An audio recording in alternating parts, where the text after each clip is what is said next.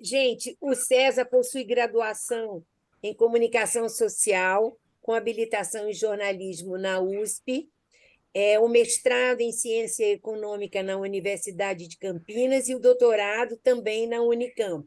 Ele atualmente é professor, atualmente já há bastante tempo, ele é professor na Universidade Federal de Sergipe, e ele tem experiência na área de economia, com ênfase em teoria geral da economia, atuando principalmente nos temas de comunicação, economia, economia política, informação e telecomunicações.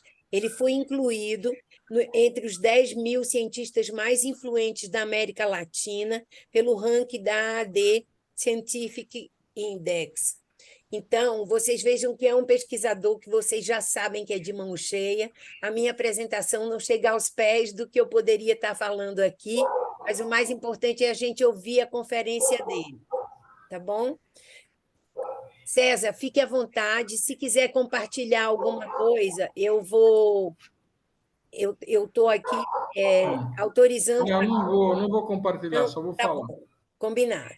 Então, pode ficar à vontade e faça sua apresentação.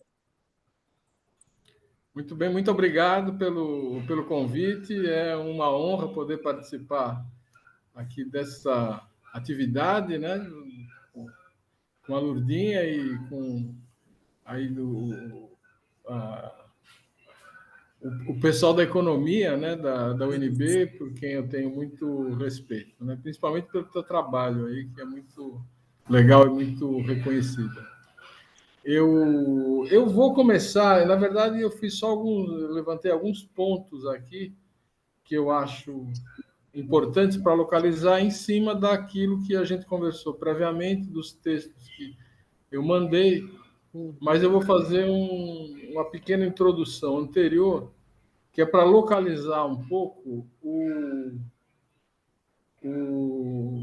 o trabalho que eu venho desenvolvendo, porque, na verdade, ele é um trabalho que, de um modo geral, apesar de eu ser professor do Departamento de Economia e do mestrado em Economia aqui na UFES há 30 anos, o meu trabalho ele é muito mais conhecido no campo da comunicação, porque foi onde a gente desenvolveu a coisa, né? Na verdade, eu e um grupo de colegas que criamos a área de economia política da comunicação no Brasil, e foi lá na comunicação a gente tem essa visibilidade maior, e na economia às vezes não, apesar de que a gente tem tido uma interação já faz muito tempo, mas eu acredito que nem todo mundo saiba o que é a economia política da comunicação e o significado dela no Brasil e na América Latina. Então, eu queria fazer uma breve localização, porque tem uma relação metodológica aqui que vale a pena recuperar, né? Porque os estudos em comunicação eles têm uma história na qual eu não vou entrar. Isso daqui está num livro que eu publiquei aqui em Sergipe, que pode se acessar gratuitamente aí pelo site da editora Edize, se chama Campo Aberto. Lá eu entrei um pouco em questões de ordem epistemológica e de história do campo. E o que eu quero dizer é que o campo da comunicação ele tem uma história relativamente recente. É uma coisa, vamos dizer, a institucionalização acadêmica dele é uma coisa que está relacionada, isso eu digo no livro, está relacionada com a consolidação da hegemonia norte-americana, né, e a reestruturação do conjunto dos campos acadêmicos em nível internacional de acordo com a perspectiva americana, e tanto os estudos sobre desenvolvimento como os estudos de comunicação eles fazem parte de umas inovações que foram desenvolvidas aí e que estavam muito relacionadas com a questão do desenvolvimento e na perspectiva norte-americana e com a legitimação da nova hegemonia e principalmente para os países do terceiro mundo. Então, a ideia de comunicação ela vem atrelada à ideia dos projetos de desenvolvimento latino-americano. Na América Latina, não só na América Latina, na América Latina teve um desenvolvimento particular porque a intelectualidade latino-americana na área de comunicação logo começou a desenvolver uma espécie de pensamento crítico em relação à sociologia americana, que era a questão, vamos dizer, que era a ciência hegemônica naquele momento, e que estava na base aí dos projetos de desenvolvimento, de comunicação e desenvolvimento, principalmente. Então, no campo da comunicação, houve também um movimento, né, de desenvolvimento do pensamento crítico, e eu não vou entrar, que teve várias diferenças, mas, vamos dizer, num determinado momento, o pensamento mais avançado nessa perspectiva era o das chamados estudos sobre o imperialismo cultural, tá? Sobre dependência cultural ou imperialismo cultural. Aí se citou, por exemplo, o trabalho mais conhecido do Matelar, na época que ele vivia no Chile. E foi uma escola de pensamento que teve um impacto muito grande, inclusive na definição da chamada nova ordem da informação e da comunicação, da Ordem Mundial da Informação e da Comunicação, que foi aprovada na Unesco, mas nunca chegou a ser um documento que foi aprovado na Unesco, mas nunca chegou a ser implantado. Logo depois, os Estados Unidos abandonaram e a Unesco entrou numa crise de consciência importante. Então, esse, vamos dizer, seria o auge de um pensamento crítico de esquerda nas ciências da comunicação, que tinha uma perspectiva essencialmente de praxis, de luta política. O trabalho do Matelar, por exemplo, é o mais importante, que ele fez lá no Chile, na época da Unidade Popular, e tem todo vamos dizer, tem toda uma literatura a esse respeito. O fato é que tanto a derrota da Nomica, porque apesar da vitória, não é, ter sido enterrada, como a derrota do Chile, por exemplo, vai colocar esse pensamento em crise. E a economia política da comunicação, onde ela surge justamente como uma espécie de recuo crítico, né? Aquela coisa de você voltar, no meu caso, mais especificamente, voltar à leitura do próprio Marx para entender a questão da comunicação numa perspectiva mais, ou seja, para fazer um pouco a autocrítica do pensamento crítico naquele momento, ver o que aconteceu, né? E, enfim, eu não quero dizer, bom, de um modo geral, você pode dizer, vamos dizer, esses estudos anteriores, eles estão muito mais envolvidos com o processo revolucionário, com as lutas dos trabalhadores, né, dos cordões operários lá de Santiago, e tem toda uma perspectiva transformadora, enquanto que a economia política, onde ela se desenvolveu, ela se apresentou muito mais como um grupo acadêmico, né, de estudos marxistas, tá, para entender a problemática da comunicação no interior do pensamento do Marx. Tá? Tem uma antologia que eu organizei no nosso grupo da Claxo, que situa bem essa questão. É só entrar no site da Claxo e procurar, foi publicado no ano passado, e mostra um pouco essa evolução, porque pega uma antologia dos anos 70 e 80, que é os anos em que a economia política ainda não existia, mas estava se desenvolvendo, e mostra os diálogos que estavam presentes ali, tá? Com os estudos de dependência ou de imperialismo cultural, com os estudos de comunicação e desenvolvimento, críticos, etc. E essa antologia, uma antologia grande, dá uma boa visão do problema. Então, se vocês pegarem ali os primeiros autores, nos anos 70 e 80. O meu primeiro trabalho foi mais ou menos nessa época, foi nos anos 80, que foi a minha tese de mestrado. Mas outros autores também, você pode, aqueles que estão mais situados hoje na economia política, eles estão muito mais preocupados com uma leitura do Marx e de entender como a comunicação se situa nas definições do modo de produção capitalista. Naquele momento, a questão da publicidade era a questão central que estava sendo mais discutida para tentar mostrar. Inclusive, tem um texto clássico do Baran Suisse que levanta a questão, que está naquele livrinho do Baran Suisse. Depois tem um artigo também de ambos, onde a questão está posta, isso já diretamente no pensamento marxista da época, né? E muito se desenvolveu a partir dali. Também não vou entrar nesses detalhes. A gente pode, no meu livro mesmo, eu apresento um pouco essa filiação. Então, esse é o campo, vamos dizer, mais ou menos geral, em que se situa o meu próprio trabalho, que é o que eu vou discutir aqui com vocês. O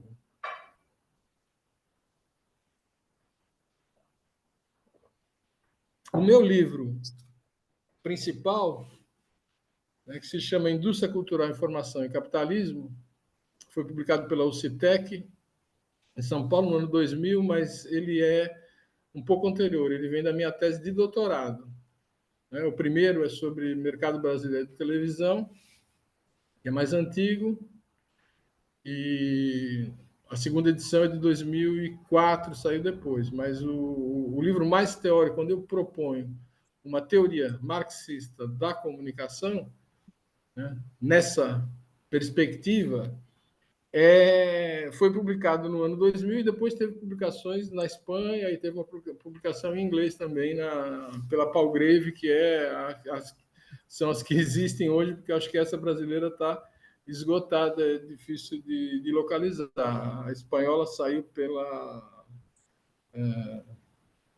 lá de Barcelona, aquela,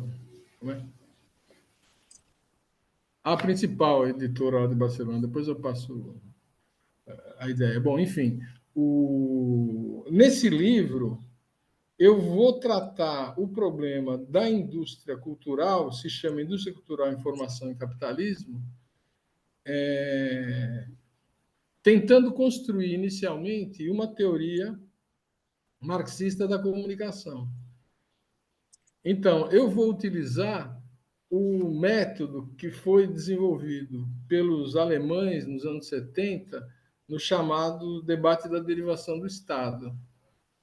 O debate da derivação é uma coisa que se processa naquele momento, em condições históricas também muito particulares, não é?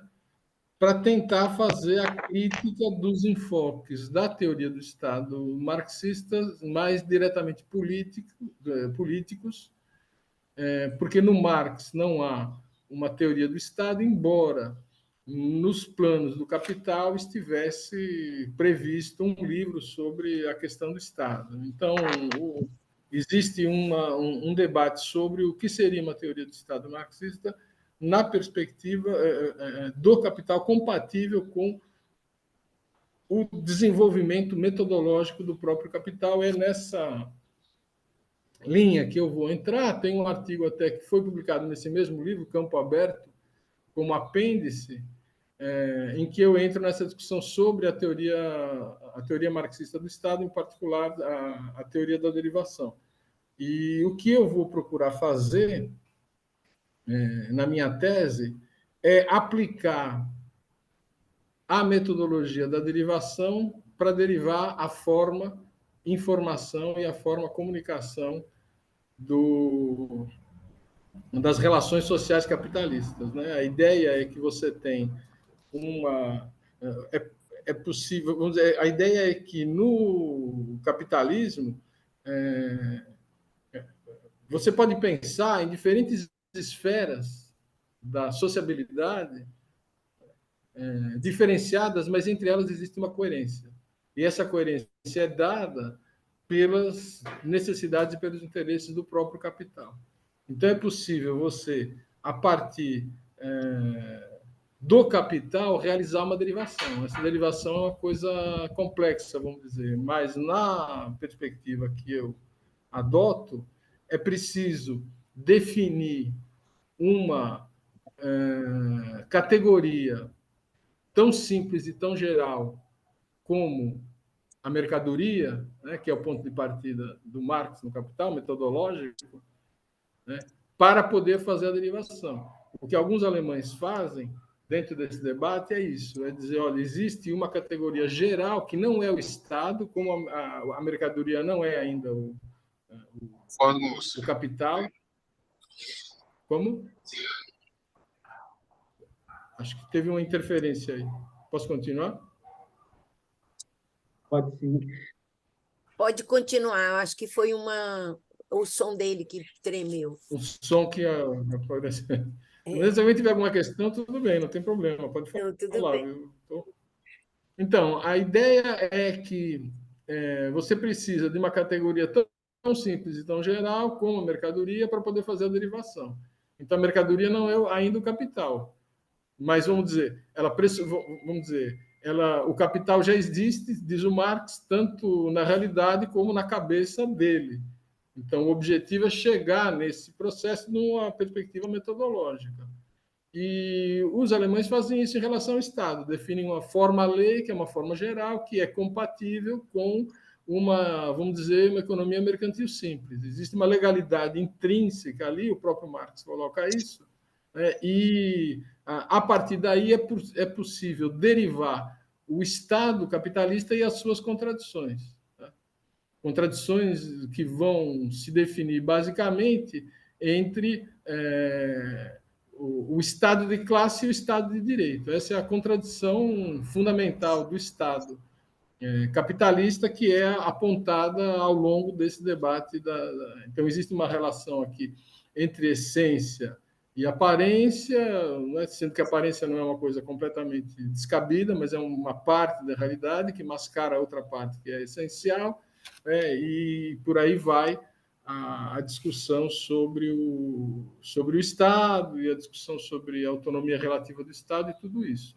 Eu fiz um exercício semelhante tomando a informação como aquela categoria mais geral e mais simples, a partir da qual pode-se desenvolver. Eu pego lá, na perspectiva da derivação, eu pego lá o que é a informação numa economia mercantil, quer dizer, a informação entre compradores e vendedores de mercadorias, em que todos são iguais, etc., que representa o momento da aparência do sistema, e depois eu vou contradizer isso no que se refere à informação que circula nos processos produtivos capitalistas, em que você tem uma hierarquia no interior da empresa, não é? Em que a informação já não é entre iguais, ela circula de forma verticalizada, que exige o feedback, portanto, e constitui uma forma de dominação sobre o trabalhador, né, que é o que está relacionado com a categoria da subsunção do trabalho, que é uma categoria central no Marx, eu acredito, e também no meu trabalho. Eu assumo essa categoria como a categoria mais importante, porque o que o capital faz quando ele subsume o trabalho, né, eu vou chamar, acompanhando a leitura dos capítulos históricos do Marx, de uma acumulação primitiva de conhecimento. O Marx diz isso em vários lugares. Ele diz, olha, o capital não inventou nada. O capital não inventou nada. Ele encontrou todos os processos aí e ele transformou esses processos de acordo com o seu interesse de valor que se valoriza. Então, a produção de mercadoria já existia, né? Desenvolvida por uma classe trabalhadora artesanal no interior do sistema feudal europeu. O capital vai se apropriar disso ao longo do período manufatureiro e, ao se apropriar disso, ele vai transformar os processos de trabalho de fato, vai fazer articulação entre esse conhecimento que é extraído da classe trabalhadora ao longo do período manufatureiro com o conhecimento científico, que está lá num outro lugar, na universidade, entre os... e vai transformar isso, vai utilizar isso. Seja, na verdade, ele quebra a unidade prática que existia entre o trabalho manual e trabalho intelectual no interior da manufatura, se apropria de uma parte e rearticula isso, né, no interior do próprio capital. E a categoria da subsunção, para mim, ela tem a ver com isso, ela tem a ver com a apropriação por parte do capital daquele conhecimento e a transformação daquele conhecimento de acordo com as necessidades do desenvolvimento capitalista. Esse é um processo de derivação, muito rapidamente, que eu desenvolvi sobre essa questão do trabalho intelectual. Eu volto mais adiante. Mas, basicamente, eu vou trabalhar em seguida, né, o conceito de indústria cultural. Tá? Então, eu vou passar da determinação da forma geral informação para da análise da forma para a análise das funções. E a indústria cultural é uma coisa que é característica do capitalismo monopolista. Antes não existia, antes era outra coisa. Você tem a esfera pública burguesa, clássica, que se organizava de uma determinada forma. Aí tem uma discussão em cima do trabalho clássico do Habermas, né, que eu faço lá também. Mas o aspecto central da coisa é que no capitalismo monopolista as contradições da informação elas vão se manifestar numa estrutura de mediação. Essa é outra categoria chave para mim, numa estrutura de mediação que é a indústria cultural. Então, a indústria cultural é aquela estrutura, aí eu estou transitando já da análise da derivação para a análise da regulação. Tá? A minha proposta metodológica no trabalho é justamente fazer essa relação. Então, mostrar que existe uma contradição intrínseca na informação capitalista entre publicidade e propaganda. Tá? Isso na medida em que existe o Estado, que existe uma forma legal, né, e existem determinadas relações que não se resumem ao aspecto econômico da relação mercantil. Então, essa contradição ela pode ser já pressuposta desde o início. No entanto, a manifestação disso concretamente só vai se dar na indústria cultural a partir do início do século XX, né, onde essa contradição aparece de forma mais madura, vamos dizer assim, né, e localizada nessa estrutura de mediação que é a indústria cultural. Então, a indústria cultural, nesse sentido, né, descendo da forma para a função, ela cumpre dois conjuntos, vamos dizer assim, de funções a serviço do capital. Um conjunto publicidade, que está relacionado com as necessidades do capital monopolista, as necessidades de comunicação do capital monopolista em relação ao público consumidor, e a função propaganda, que está relacionada às necessidades do Estado capitalista em relação aos seus cidadãos. São duas funções que se complementam e que podem entrar, eventualmente, em disputa.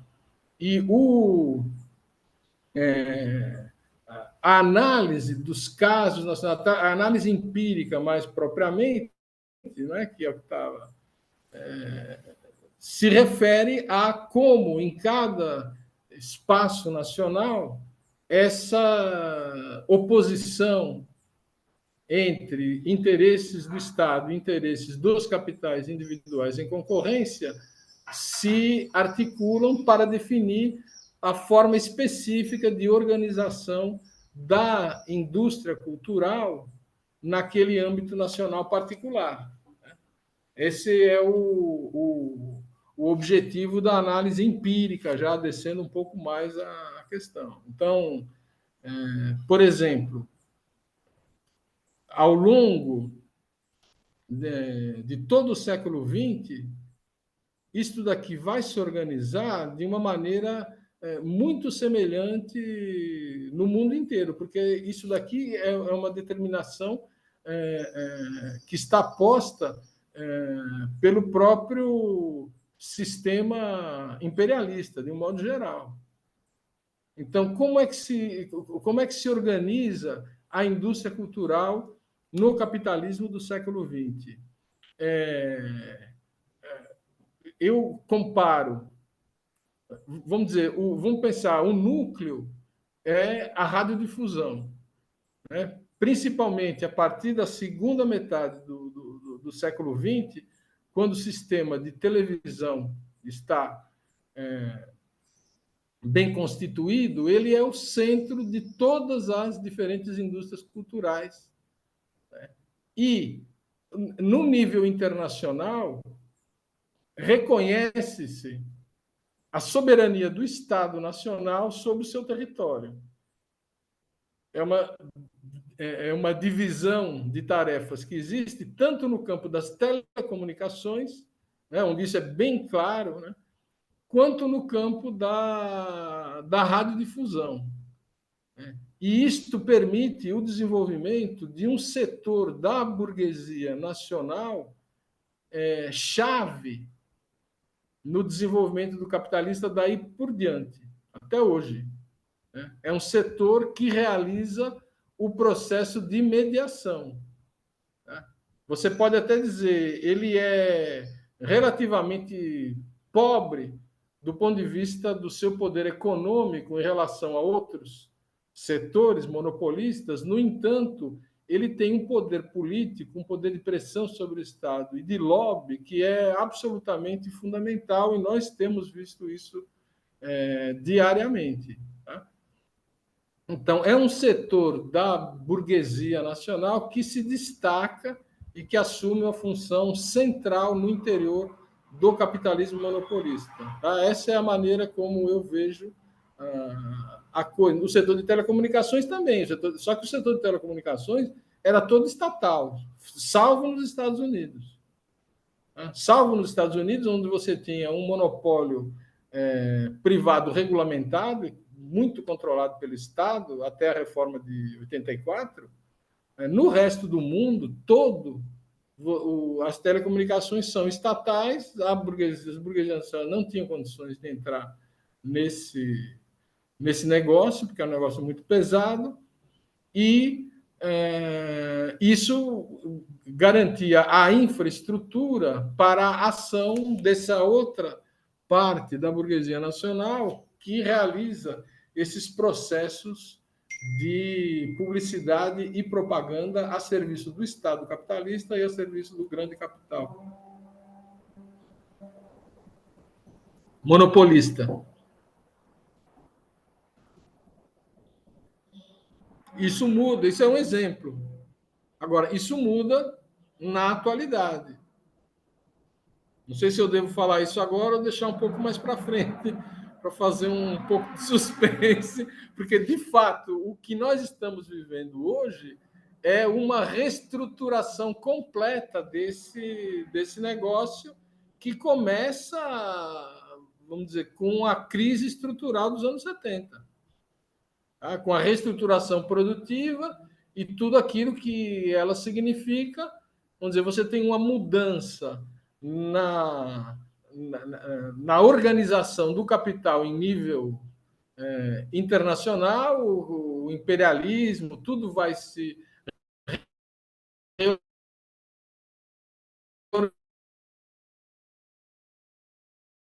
reestruturar. Sua voz está tremendo. Acho que congelou.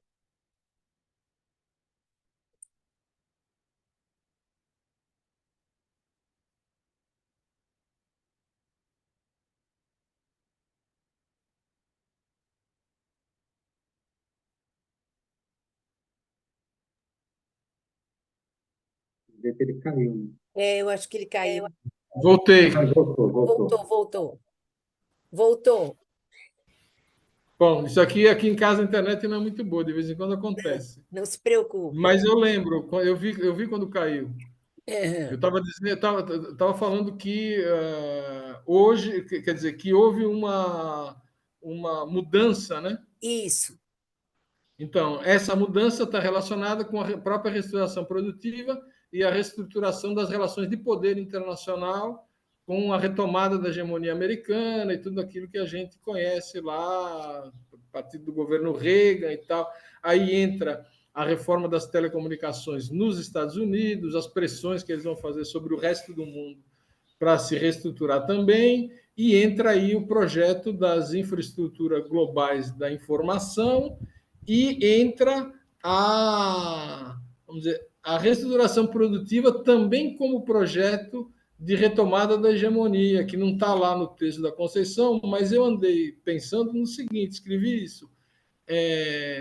Você tem um segundo momento com o governo Clinton e a retomada as infraestruturas globais da informação, em que se desenvolve todo um projeto de retomada da hegemonia no plano industrial também, né? E o paradigma da digitalização é o aspecto central desse negócio. E com esse paradigma da digitalização, os Estados Unidos tentavam recuperar. Eu sempre conto o caso de quando eu cheguei na França, no doutorado de sanduíche que eu fiz, em 90, ainda se discutia lá se a televisão de alta. Eu participei de um seminário, assisti um seminário que estava acontecendo lá na universidade, se a televisão de alta definição, se os Estados Unidos iam adotar o modelo japonês ou o modelo europeu, porque os Estados Unidos estavam acabados nessa área. Aí os americanos chegaram e disseram: não, não, nós não queremos isso. Nós queremos, a gente acha interessante TV de alta definição, mas tem que ser digital. Então eles voltaram, botaram a pastinha debaixo do braço e voltaram para casa para refazer os seus projetos na perspectiva, que era a perspectiva da digitalização, que era o que estava na cabeça dos americanos, e foi o que, vamos dizer, a grande aposta deles na retomada da hegemonia, do ponto de vista industrial agora. Né? Não foi simplesmente militar e monetário, da coisa do dólar, etc. Não, houve também uma tentativa nesse sentido, e isso é uma das questões que a gente pode discutir um pouco mais adiante para eu seguir aqui o meu roteiro para não me perder. Tá? Mas, basicamente, a questão seria essa. Isso vai ter um impacto sobre o conjunto das indústrias culturais, a ideia de soberania nacional desaparece completamente, já nas próprias telecomunicações, quando começam a ser desenvolvidas tecnologias que fazem o chamado bypass, né, dos poderes nacionais. Na época era o seguinte: você ligava daqui para os Estados Unidos, você ia falar com a pessoa, a ligação caía imediatamente e vinha uma ligação de lá para cá que era mais barata. Isso daí fazia o bypass, rompia o poder das empresas nacionais, que foi uma das formas de pressão que foram utilizadas. Então, a ideia de soberania nacional começa a se desmanchar completamente, alinhado com a ideia vamos dizer, com as políticas neoliberais de um modo geral. Né? Aí vocês devem conhecer melhor do que eu todo o significado, né, das mudanças que ocorrem naquele momento. Bom, eu vou voltar um pouquinho aqui para a minha questão inicial. Então, a economia política da comunicação e da cultura, ela tenta explicar justamente esse tipo de coisa. Né? Naquele momento era a indústria cultural, a publicidade. Né? Mas isso é um objeto que vai evoluindo. A ideia era bom, existe uma relação com a escola de Frankfurt, né, que é a primeira escola crítica no campo da comunicação, dos filósofos lá da escola de Frankfurt, que tem uma influência grande sobre o campo da comunicação. Os desenvolvimentos críticos nessa área inicialmente vêm basicamente daí, e a preocupação deles é mostrar, vamos dizer, a importância Não, é mostrar que que a dominação do capital sobre o trabalho vai além do momento da exploração na fábrica, mas que existem formas de dominação que se estendem também no momento do consumo dos bens culturais, que formam um cimento ideológico da sociedade burguesa. A economia política da comunicação, onde ela surgiu, porque ela surgiu de forma fragmentada em diferentes lugares, cada um de acordo com as suas tradições anteriores de pesquisa, ela vai trabalhar, ela vai mostrar que este processo não é um processo que ocorra apenas no plano da circulação, vamos dizer, mas a própria produção dos bens simbólicos, ela faz parte desse negócio. Então, o que a economia política da comunicação vai estudar sob o conceito de indústria cultural são os sistemas de produção e circulação dos bens simbólicos, né, numa perspectiva, vamos dizer, mais microeconômica, ou das cadeias de valor, como se diz hoje, né? Como é que isto funciona, as particularidades do trabalho cultural nesse processo. Vai discutir, em segundo lugar, no sentido mais macro, as funções, publicidade e propaganda. Isso daqui é a maneira como eu descrevo o problema.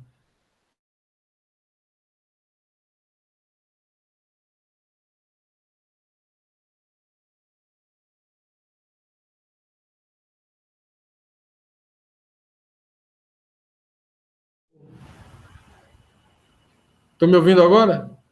Ainda bem que está sendo rápido isso. Então, eu vou dizer que existem três funções, duas funções que você deriva diretamente dos interesses do capital, que é a função publicidade e propaganda. E uma função que, na época, eu chamo de função programa, que é vamos dizer, que é aquilo que a indústria cultural deve fazer para garantir a própria legitimidade da sua ação, porque não pode existir uma indústria cultural que só passe publicidade ou propaganda. Então, ela precisa atender a necessidades de reprodução simbólica do próprio mundo da vida. E aí era um programa, mas hoje em dia tem um monte de outras coisas aí que estão por trás. Eu digo que no caso, por exemplo, da internet, daquilo que a gente vai ver mais adiante, tem uma função de interação que é cumprida, que é o que prende, de fato, a atenção das pessoas e as torna suscetíveis de receber as mensagens publicitárias e propagandísticas. E o terceiro aspecto da coisa são as especificidades do trabalho cultural. Aquilo que eu vou definir como os limites à subsunção do trabalho cultural. Porque, na verdade, quem faz a mediação entre os poderes do Estado e do capital e o público não é o próprio capital. Porque o capital, se você tirar o trabalho cultural que ele subsume, é um monte de cabos e edifícios e câmaras e objetos que não têm essa capacidade. Então, para que esse trabalho de mediação seja realizado, é preciso um tipo particular de trabalho, que é aquele que garante essa mediação, que é o trabalho cultural, não é qualquer trabalho. Embora não seja necessariamente o trabalho artístico, etc. Na época até dizia na boca pequena, você pode encontrar qualquer canalha que pode fazer essa mediação, mas de qualquer maneira ele tem que ter uma inserção no mundo popular, né, que garanta essa comunicação. Então é um tipo de trabalho particular cuja subsunção é limitada. Não dá para você trocar uma orquestra por um piano eletrônico Yamaha. Entendeu? Não dá para você. É preciso, vamos dizer, o trabalho intelectual desses trabalhadores ele tem alguma autonomia, e esse essa é uma questão importante na discussão da economia política da comunicação, aquilo que eu chamei os limites à subsunção. Então, esses três elementos são, vamos dizer, essas três áreas são as áreas fundamentais de análise da economia política da comunicação, tá? Da minha, mas também a de outros autores que alguns nem me conhecem, quer dizer, que eu vejo por aí. Esse é o núcleo da coisa e está relacionado com o conhecimento necessário do campo da comunicação. Então, a economia política da comunicação, de modo geral, ela entra como uma espécie de alternativa epistemológica no conjunto do campo da comunicação de base marxista. Há uma teoria geral aí da comunicação, né, que está aí presente. E vamos dizer, uma questão central aí, importante, é que nesse processo de mediação, ele significa transformar aquele público em audiência. Porque na lógica publicitária, o que financia, de um modo geral, esse setor da economia é a venda da mercadoria-audiência. Esse conceito de mercadoria-audiência é um conceito que tem uma história. Eu não vou entrar aqui na discussão, mas eu recomendo um artigo do meu amigo Carlos Figueiredo. Depois eu posso passar a referência. Foi publicado no livro eletrônico da ULEPIC Brasil. Acho que só tem um livro, acho que foi o primeiro. Se entrar no site lá da ULEPIC Brasil, vai encontrar. Ele dá uma boa situada na ideia desse conceito, colocando, inclusive, lá o meu trabalho vamos dizer, no debate internacional, que é pouco conhecido, mas tem uma versão mais antiga, que é de um sujeito chamado Dallas Smith, que é considerado fundador da economia política norte-americana, é um canadense, em que ele faz uma definição de mercadoria-audiência interessante do ponto de vista de apontar para o fenômeno. No entanto, eu fiz a crítica dele no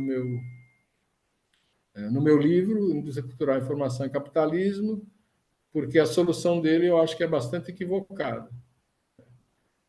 Embora ele, hoje em dia, volte a ter muitos seguidores. Esse é um outro assunto que a gente pode conversar depois, porque tem uma parte da economia política, principalmente o pessoal que escreve inglês, de um modo geral, que acredita que o sujeito que está na internet, o Smith acreditava que o sujeito que está assistindo televisão está trabalhando.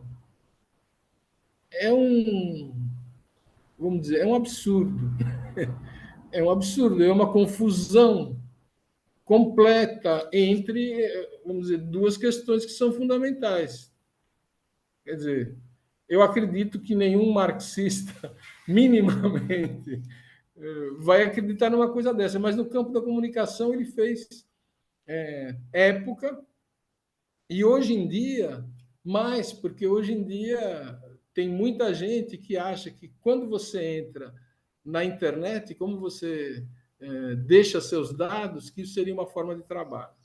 Então, isso é uma confusão completa. Eu entrei já, inclusive, nesse debate com outros autores, fiz a crítica do principal deles lá, e a coisa está rolando. Nós não vamos por aí, tá? Mas eu adoto um determinado conceito de mercadoria-audiência, porque eu vou dizer que os trabalhadores das indústrias culturais, eles conseguem transformar aquela massa de público, auxiliados por sistemas de classificação e etc., que o mercado publicitário desenvolvia no passado, e hoje até de forma mais automática e mais, vamos dizer, eficiente, através dos mecanismos que a internet oferece. Então, você consegue oferecer para os anunciantes mercadorias, audiência muito delimitadas, e aquilo tem vamos dizer, tem um valor intrínseco, que é o do trabalho que foi aplicado na produção daquele negócio, e tem um valor de uso também para quem compra, que vai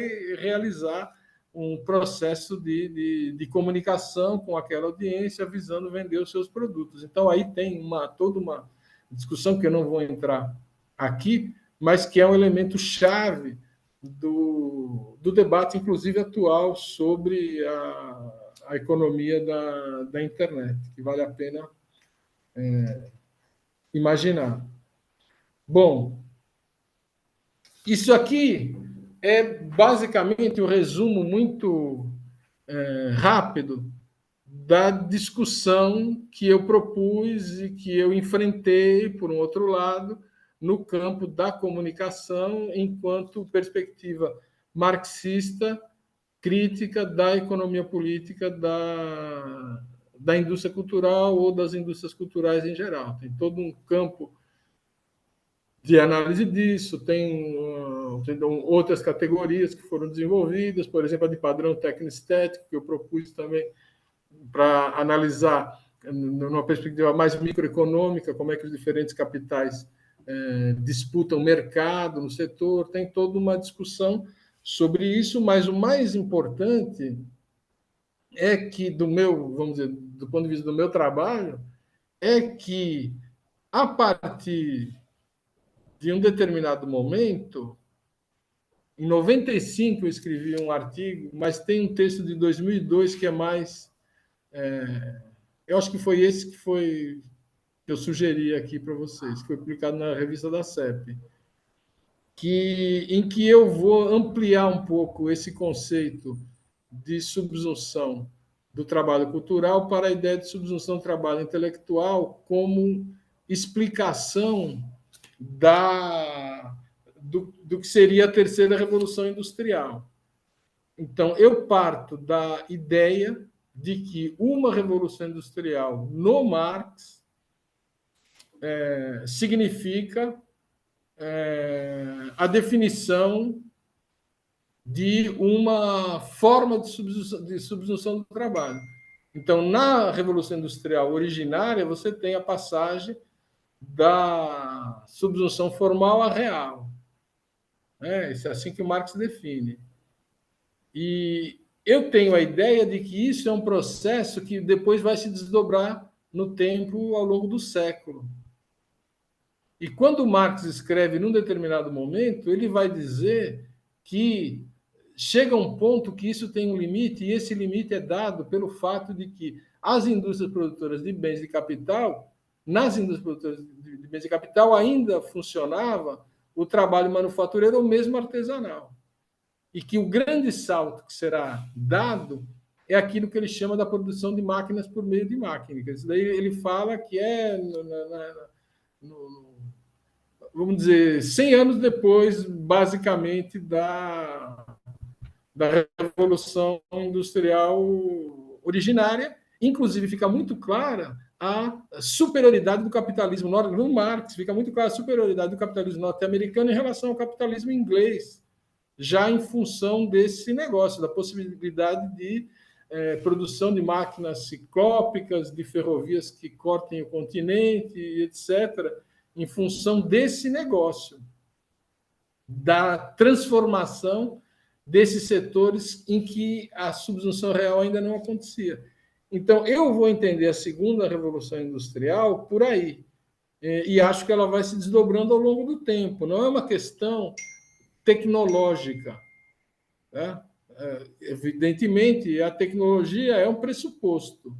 O desenvolvimento das forças produtivas, diz o Rubin, o desenvolvimento das forças produtivas é o pressuposto da economia política, mas o que a economia política trata são as relações de produção. É isso que vai sendo transformado ao longo do tempo. Então, a minha hipótese de trabalho é que o desenvolvimento do capitalismo monopolista ele vai gerar uma parcela da classe trabalhadora que tem uma relativa autonomia no interior do processo de trabalho intelectual. E as tecnologias da informação e da comunicação, eu falo mais especificamente do conceito de software, quando ele aparece, que você divide a máquina em duas partes e você introduz aí todo o desenvolvimento da cibernética, da informática, etc., representam, de fato, uma revolução no sentido marxiano. E essa revolução é a terceira revolução industrial, no interior da qual nós ainda estamos. Esse aqui é o meu ponto. Não existe quarta revolução industrial. Vamos dizer, a terceira revolução industrial ela vai se desdobrar ao longo do tempo e ela tem características. Quer dizer, a ideia de quarta revolução industrial é uma ideia propagandística lá do Fórum Econômico Mundial, do Schwab, esse negócio todo. Eu não entro nessa coisa. Eu acho que nós estamos em pleno processo da terceira revolução industrial e os seus principais desdobramentos ainda estão acontecendo. Tá? A inteligência artificial e etc., com impacto brutal sobre o trabalho. Essa é que é a coisa que está basicamente nesse artigo aí. Depois eu escrevi várias coisas a esse respeito, mas não tem um livro, está tudo espalhado nos artigos aí que eu escrevi sobre o tema. Então, em relação a isso, eu anotei aqui duas questões chave. Uma primeira questão é a ampliação do foco do que era a economia política da comunicação. Na medida em que eu estou saindo da discussão sobre o trabalho cultural para a discussão do trabalho intelectual, que é uma coisa muito mais ampla, que envolve, vamos dizer, outras questões que não estavam postas lá quando eu estava mais estritamente pensando nas indústrias culturais da comunicação. Então, aqui tem uma ampliação do foco, porque o objetivo é fazer uma definição da terceira revolução industrial e, portanto, do funcionamento do sistema capitalista ou da transição que o sistema capitalista vem sofrendo neste momento, a partir da reestruturação produtiva. Tá? Então, é um foco, vamos dizer, nesse momento eu estou saindo um pouco da economia política da comunicação para entrar na discussão mais propriamente econômica sobre a reestruturação produtiva. O segundo elemento, vamos dizer, eu retorno, eu vou dizer, existe aqui essa transição do capitalismo monopolista para essa nova situação, ela vai implicar também uma transição no sistema global de cultura. Eu estou dando uma definição, sei lá, eu não fiz a definição, mas eu estou utilizando essa ideia de sistema global de cultura assim, da maneira que eu acho mais adequada, é diferente daquela que o Furtado faz, mas é inspirada no Furtado. Tá? Num determinado momento, eu fiz um estudo sobre o conceito de cultura em Furtado e foi uma coisa fantástica, não é? Porque eu tive influência, a influência que eu tive do Furtado na minha formação lá atrás era a formação econômica do Brasil e mais alguma coisa que na época a gente não dava nem tanta importância, porque as influências principais que eu tive foi diretamente do pessoal da Unicamp, mas o pessoal da Unicamp vem dessa escola, né? E quando eu fui ler o Furtado nessa pesquisa que eu fiz, eu li tudo, né? E aí você vai observando a evolução dele, e principalmente os trabalhos dos anos 70, e que era o que a gente menos conhecia, porque a gente conhecia mais o formação econômica do Brasil e a teoria do desenvolvimento econômico, que era o que a gente estudava na graduação. Eu nem fiz graduação em economia, mas foi o que eu li. Mas você pega os textos dos anos 70 e você vai ver que existe aí um fundamento muito importante para a gente entender todas essas coisas, ou seja, para entender basicamente a relação entre economia e cultura. Tá? Vamos dizer, perfeitamente adequado para uma perspectiva materialista histórica, né? E como um instrumento importante na luta epistemológica.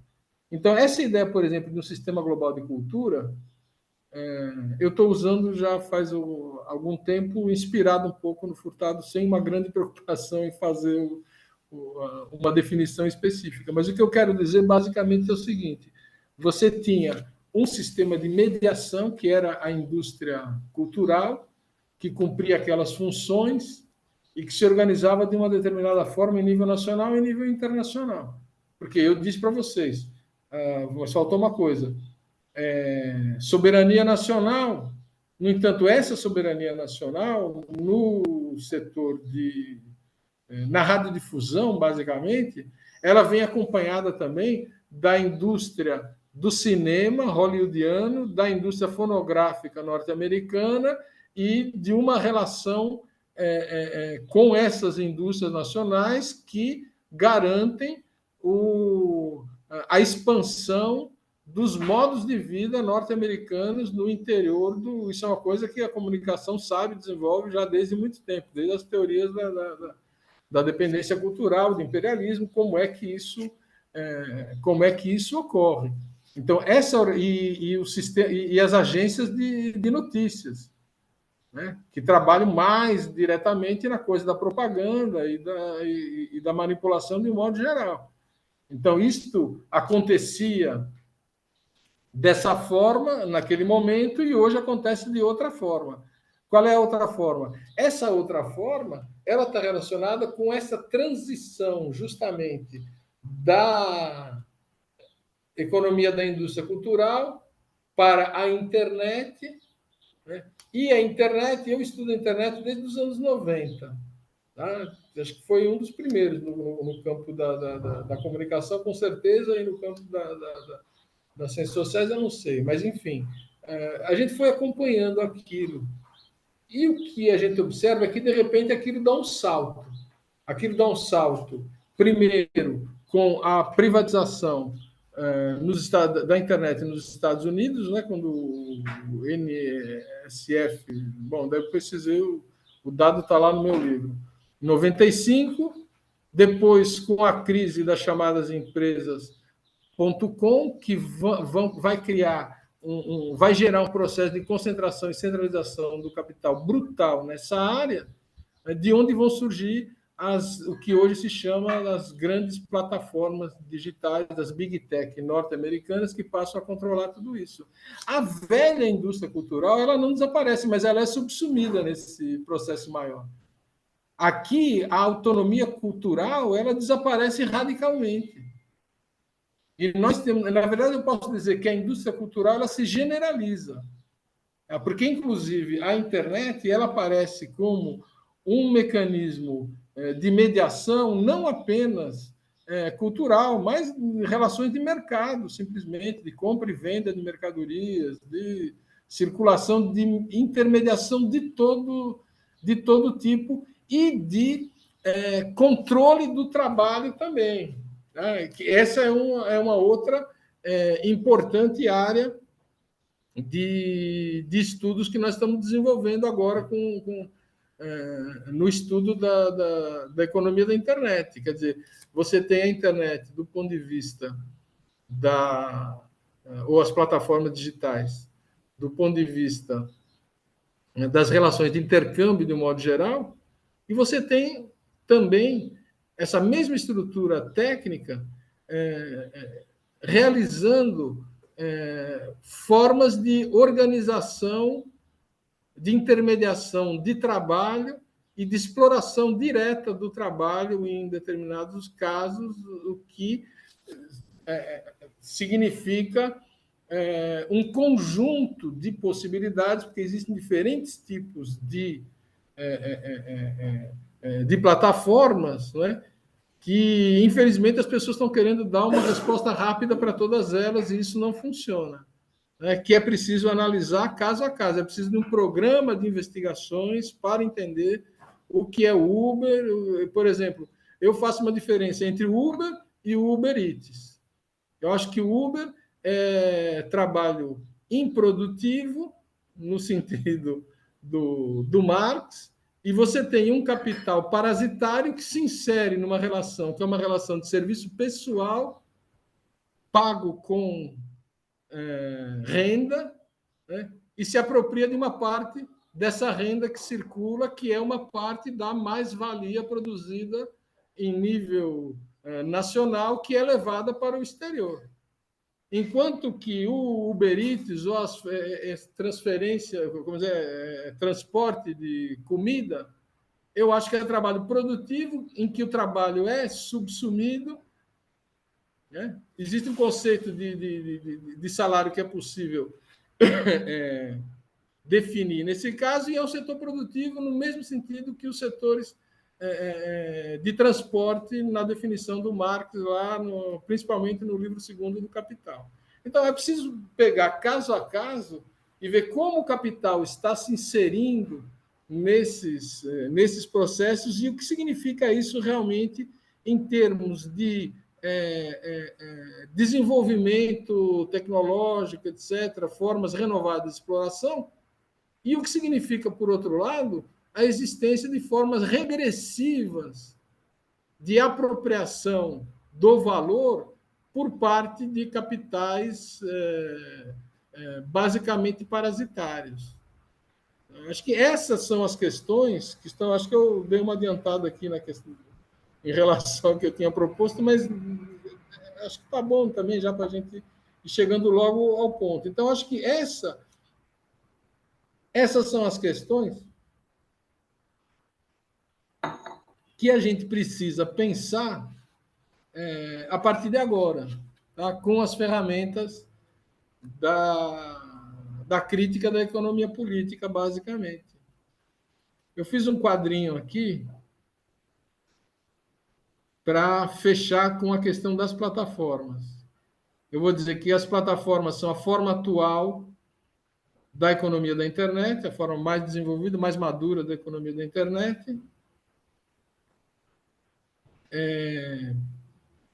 que, por um lado, ela envolve mecanismos de mediação cultural, ou seja, distribuição de bens simbólicos, e as funções clássicas da indústria cultural que ela incorpora, né? Publicidade, propaganda e mais interação, que é um elemento chave, né? Não é apenas um programa que se dá, mas é vamos dizer, de uma certa maneira, ela vai se tornando cada vez mais naturalizada, quer dizer, o domínio do capital sobre a cultura, ele vai se tornando cada vez mais naturalizado. E as pessoas já não, vamos dizer, a autonomia cultural das pessoas e das classes sociais, ela vai se limitando radicalmente. Esse é um assunto interessante que a gente pode ir lá para trás. No século XIX não existia. Né? No século XIX, a cultura operária era cultura operária, não tinha nada a ver. Isso vamos dizer, a cultura de massa é uma criação do século XX. E hoje em dia nós estamos numa situação ainda mais grave, em que todas as formas de defesa elas foram superadas em função da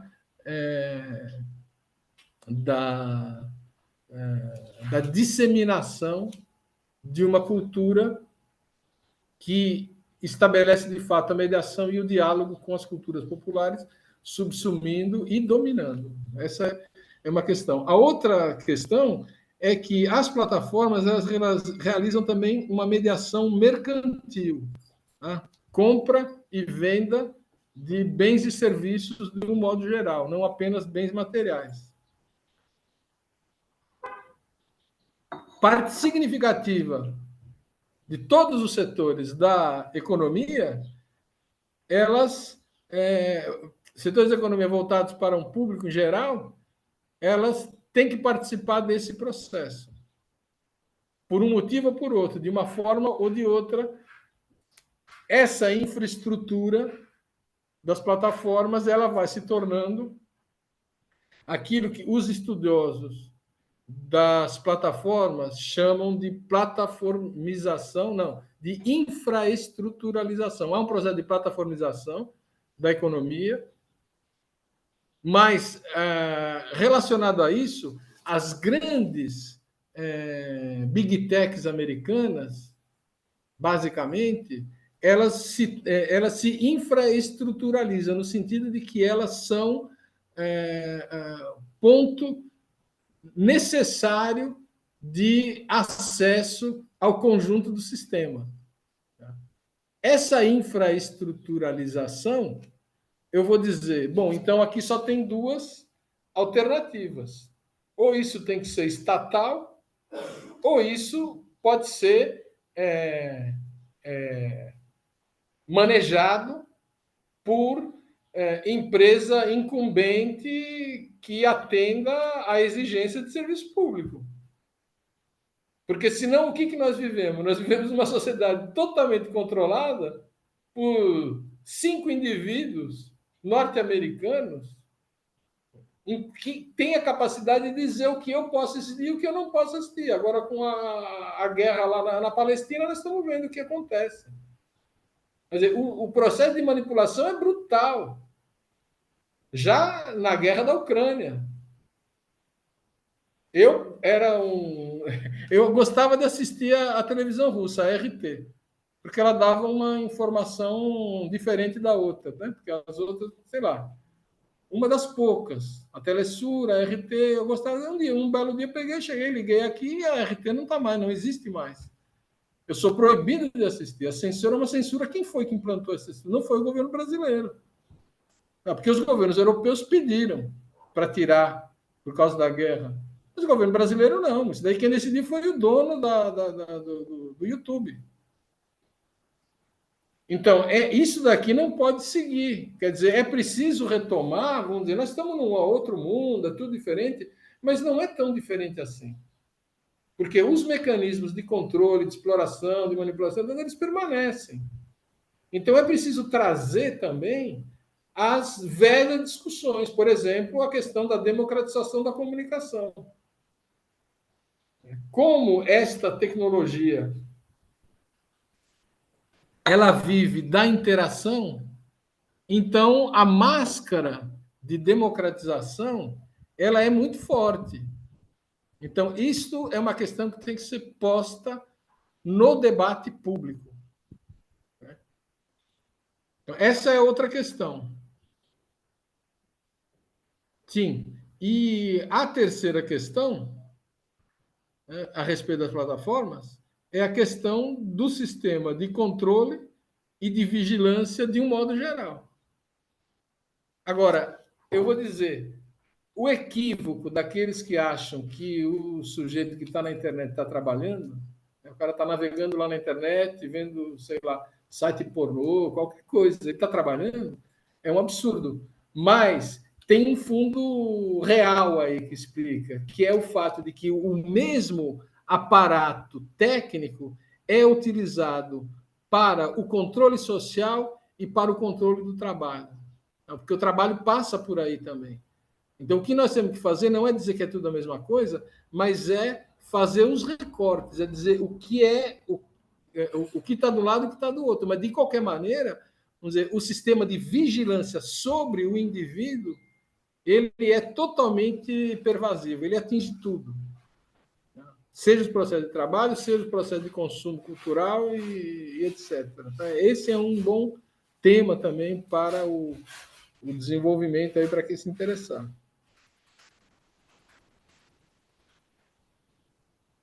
Bom,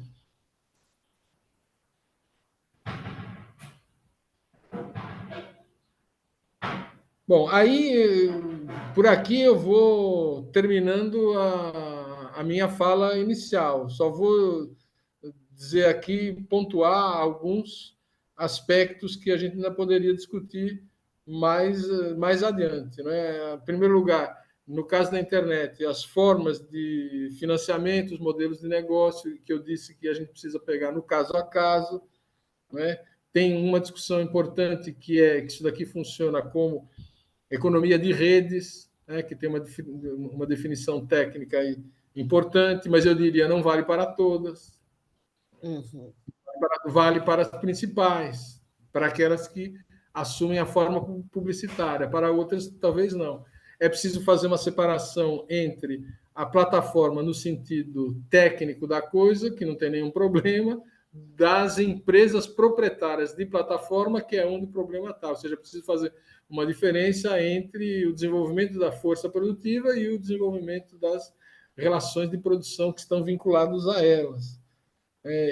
Enfim, a questão da publicidade, o significado da publicidade como setor, em parte produtivo, mas em parte, em grande parte também improdutivo, que acho que são várias questões importantes para ser tratadas. Uma outra questão geral é o significado disso no interior da crise do capital.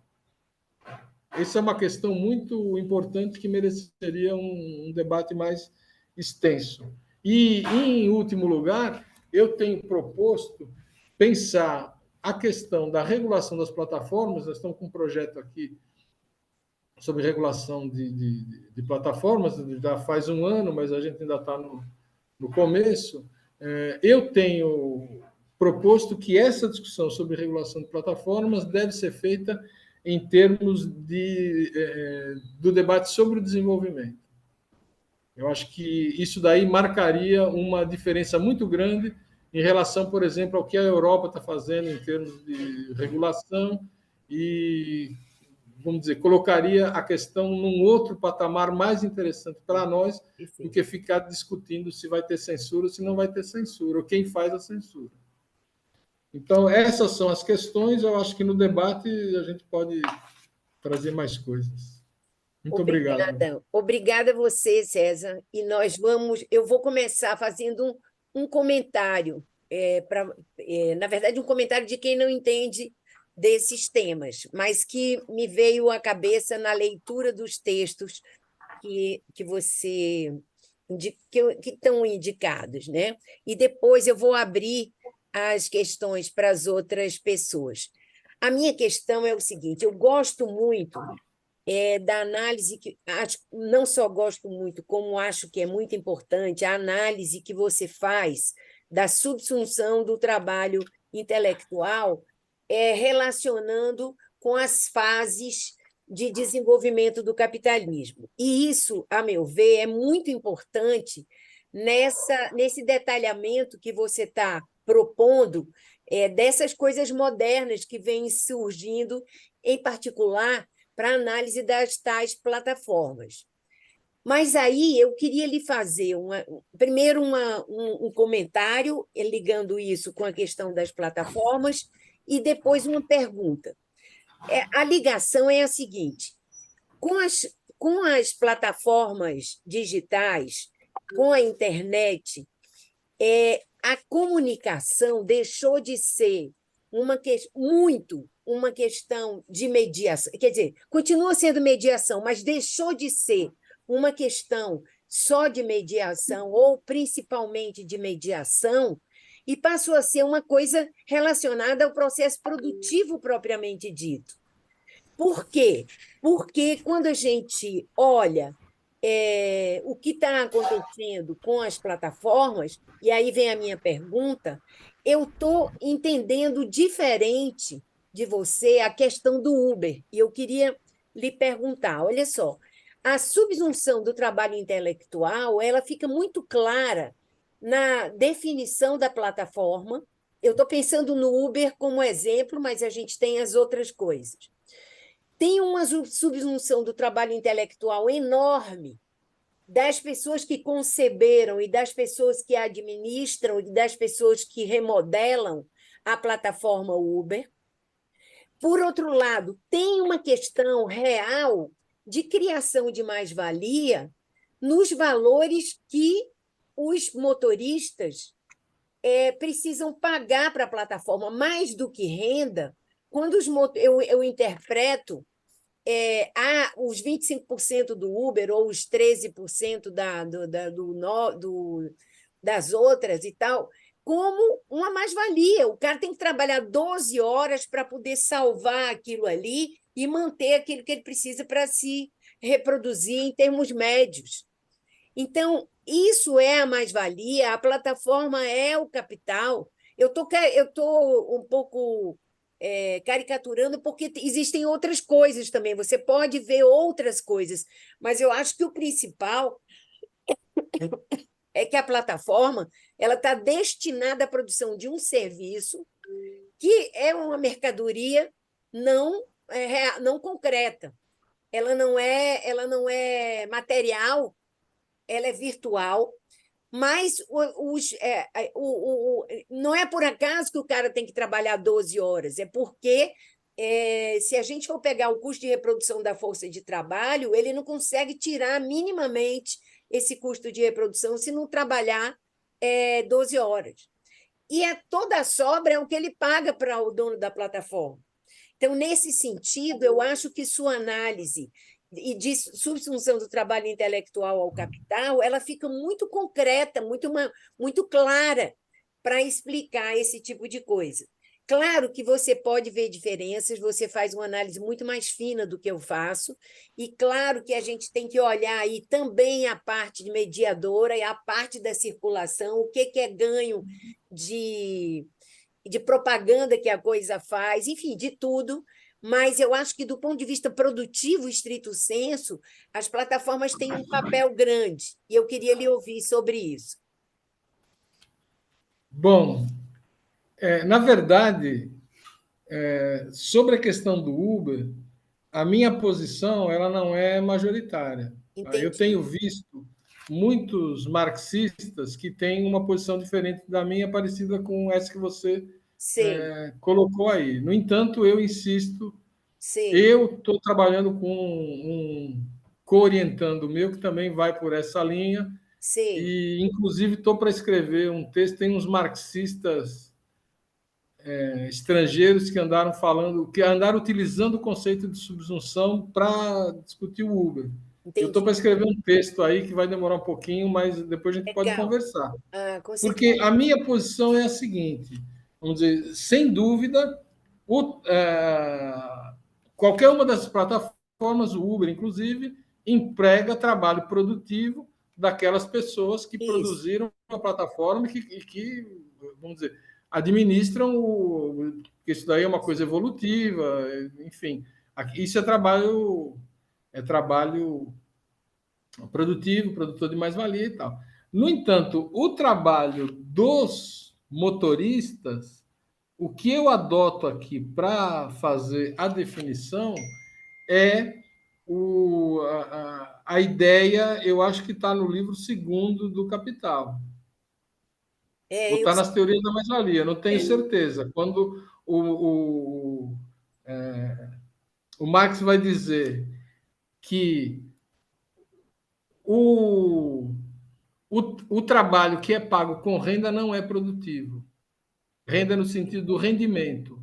O trabalho, o motorista, ele vai receber, ele vai realizar um serviço individual entendi, para a pessoa que toma o táxi. E ele vai receber uma parte do rendimento daquele indivíduo. entendi, O salário, que ele recebeu o salário, ou ele pode ser até um capitalista que está tomando um táxi, mas ele não paga aquilo como capital, ele paga aquilo com renda. Então, esse trabalho não é trabalho produtivo, é um trabalho que, vamos dizer, o capitalista que controla aquele negócio, ele se apropria de uma parte da mais-valia que foi produzida na sociedade. Só que ele recebe aquilo como renda. A relação que existe ali não é uma relação de exploração, nesse sentido. No entendi, entanto, eu utilizo a ideia, eu digo, olha, não existe subsunção formal. A ideia de dizer que existe uma subsunção formal, que é utilizada por aí, é dizer que uma corrida é uma mercadoria. e que ele recebe, que seria como pagamento por peça. Então, uma corrida seria uma peça. Isso não me convence. Uhum, Esse é o conceito generalizado, isso não me convence. Eu entendi. digo, se não há subsunção formal, também não há subsunção Eu acho real. que eu não acho, não. Eu acho que seu argumento é interessante, por isso que eu estou ouvindo. Eu vou. Então, não, É, tudo bem, só para complementar. é, Então, eu digo, no entanto, existe uma forma de subsunção material, eu estou chamando assim, porque eu vi outros setores que acontece isso também.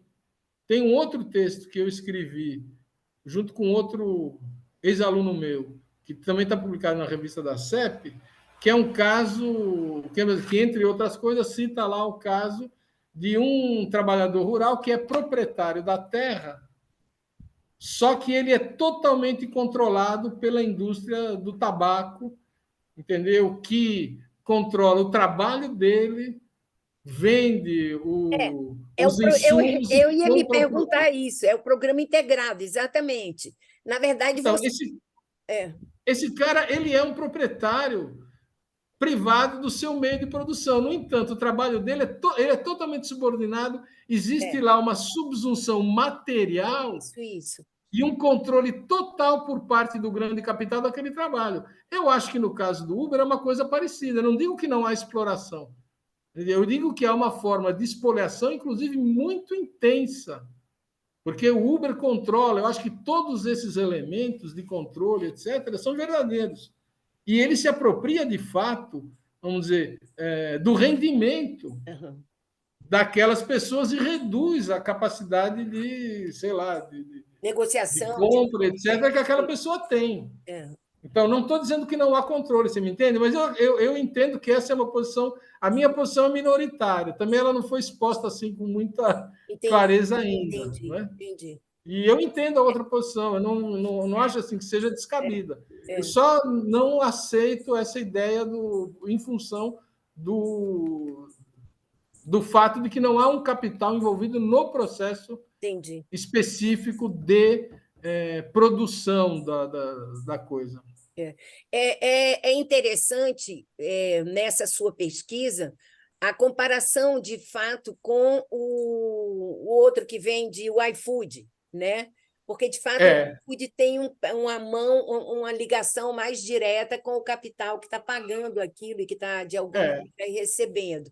Mas acho que é interessante o argumento, vou pensar sobre ele. Mas eu gosto muito dessa análise de separação dos vários procedimentos, porque a gente consegue entender melhor o lado produtivo relacionado com essas plataformas, que é esse que é inovador relativamente ao que existia antes, que era uma questão de comunicação, é o lado da propaganda, é o lado do controle cultural sobre. Mas é uma coisa diferente do que está acontecendo agora. Acho que é bem interessante. Obrigada. Vou passar para o Marcelino. Depois, eu vou pedir para as pessoas fazerem de 3 em 3 as questões para você responder e depois eu passar para os outros. Professora, só um minuto. Tem colegas na espera. Não estão aparecendo aqui. É Eles só têm que essa. entrar de novo porque não estão aparecendo. Eu vou prestar atenção. Vou olhar aqui.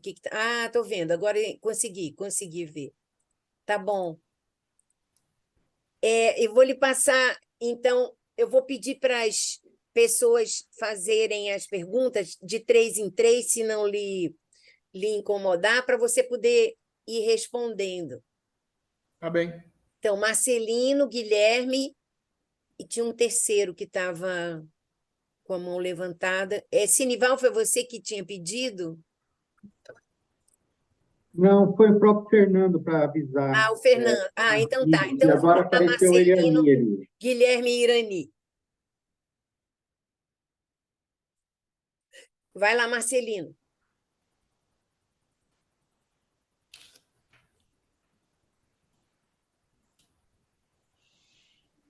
Queria, antes de tudo, parabenizar pela apresentação, pela essa maravilhosa exposição do artigo.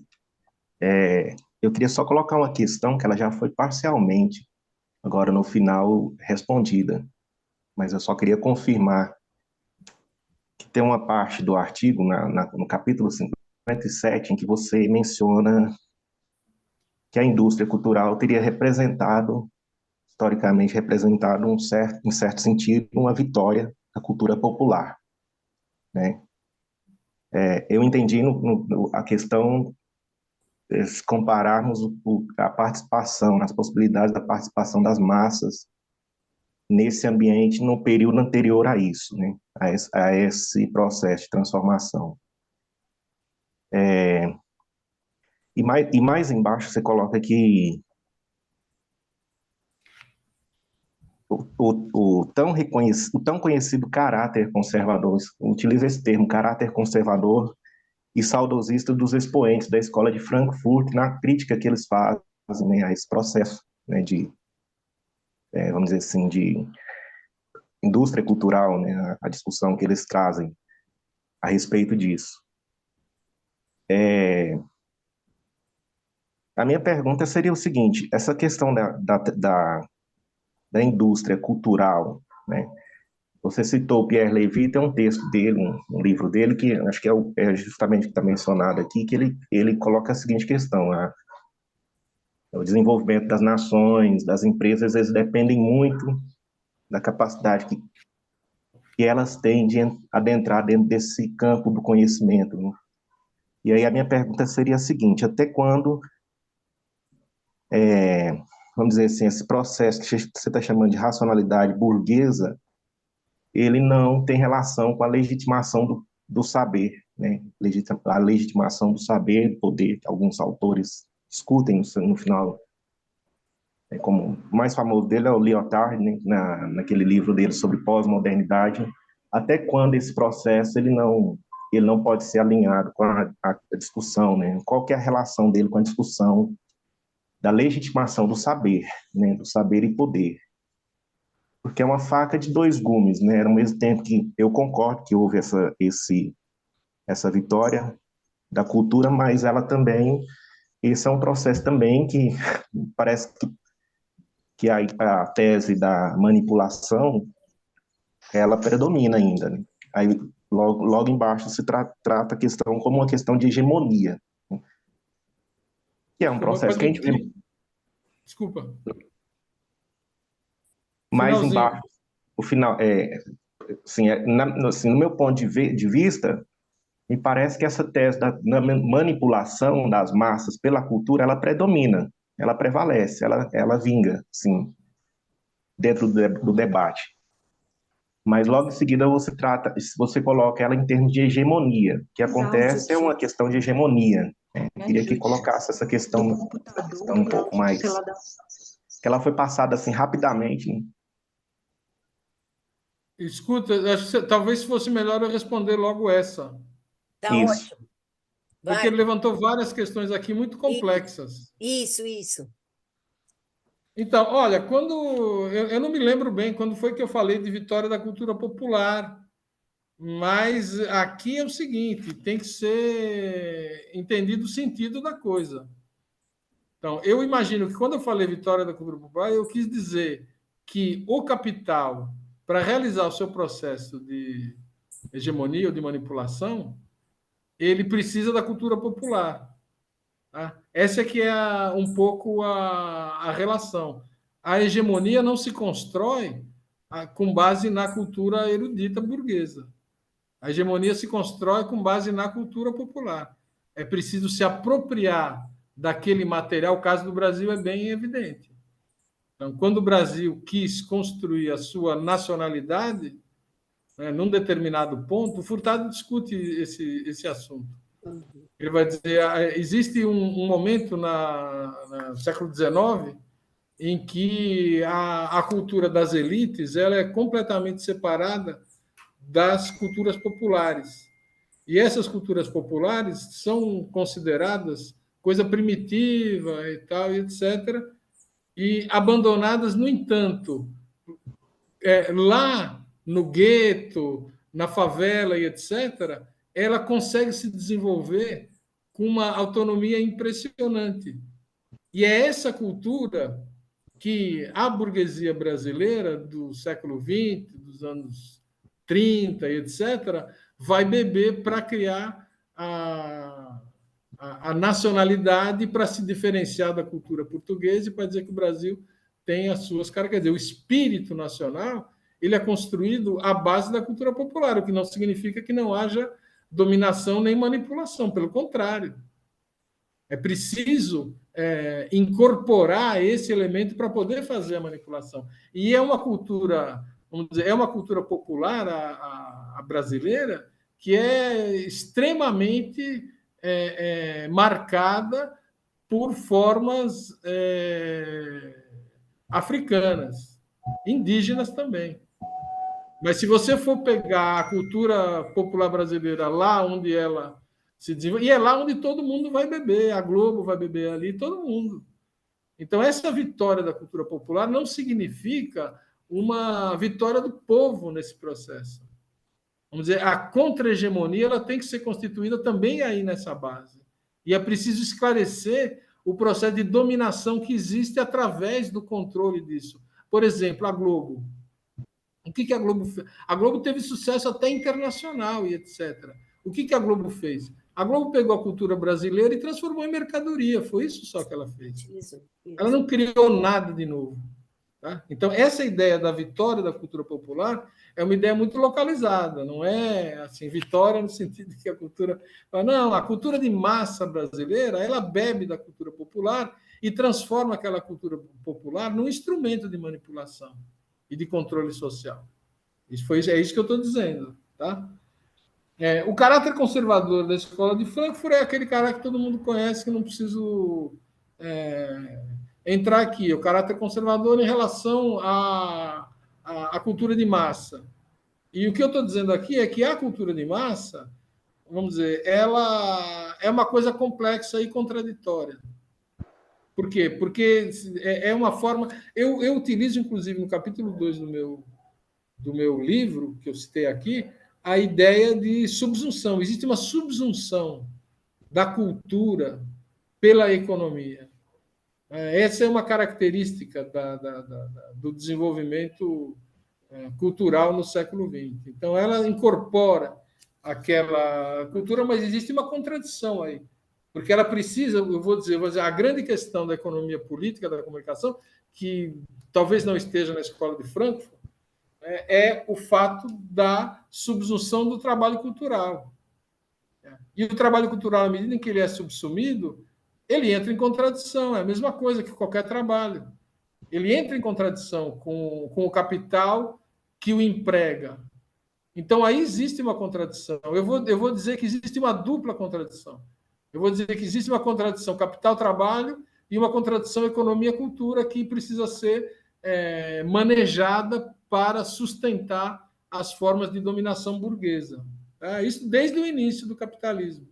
Porque quando o capital emprega o trabalho do artesão no período da manufatura e vai transformando aquele negócio e vai aprendendo, ele está subsumindo também uma cultura que vem junto, uma cultura de trabalho que vem junto.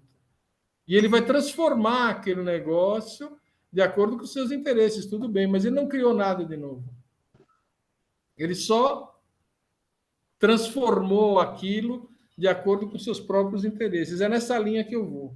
Eu não vou entrar nessa discussão do Pierre Levy e do Lyotard, porque já faz muito tempo. São autores pós-modernos dos quais eu discordo profundamente e fiz a crítica no momento certo. Eu fiz a crítica do Pierre Levy em alguns textos, nesse inclusive, naquele momento, e fiz a crítica do Lyotard no meu livro, Indústria Cultural, Informação e Capitalismo. Mas é uma coisa que se lia naquela época e, na verdade, a economia política da comunicação e da cultura teve que enfrentar o período mais duro da luta epistemológica contra os pós-modernistas. Entendeu? Isso daí eu enfrentei naquela época. Eu acho que não há muito mais o que dizer a esse respeito. A única coisa que eu digo é que eles não morreram.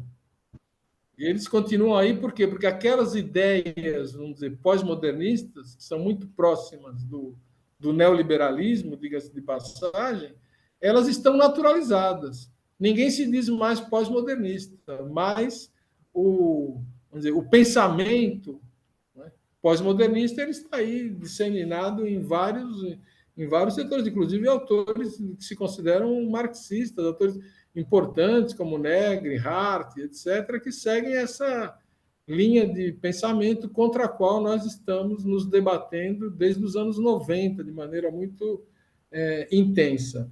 A questão da racionalidade burguesa, legitimação do saber-poder, eu acho que é uma boa questão. Eu não tenho condição de responder agora, mas essa é uma das questões que estão presentes nos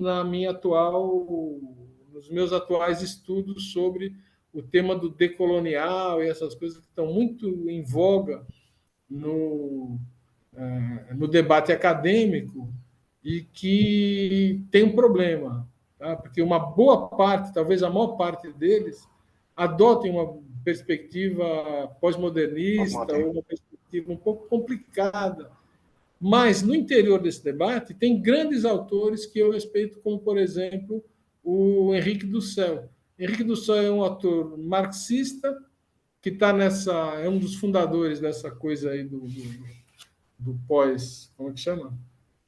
Decolonial. Do decolonial. E eu acho que ele tem uma grande contribuição para entender essas questões. Eu acho que aí seria necessário outra conversa mais longa, porque eu acho que é uma questão central. Eu tenho, desde o começo do meu trabalho, eu tenho falado de luta epistemológica e tenho defendido uma espécie de dizer que existe uma questão de ordem epistemológica na luta de classes. Então, nesse texto que eu citei aqui, é um outro que eu publiquei na revista da CEP, eu vou um pouco por essa linha, dizendo, olha, existe uma expropriação de conhecimento, existe uma imposição de conhecimento, etc. Eu acho que isso é perfeitamente compreensível do meu ponto de vista e aceitável. E agora, eu acho que a luta de classes não se resume a uma luta epistemológica.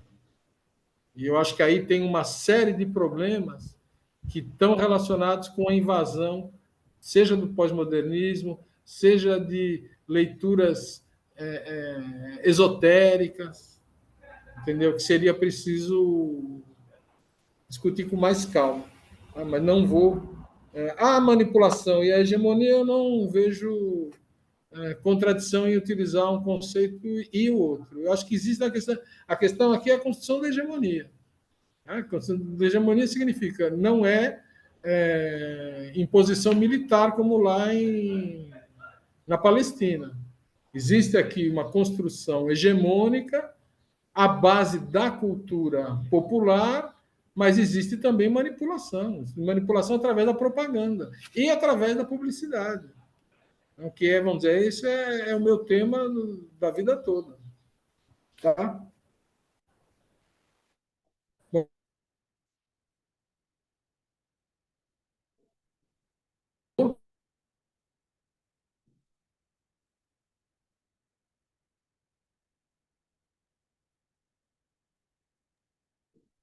Travou, né? Travou novamente. Acho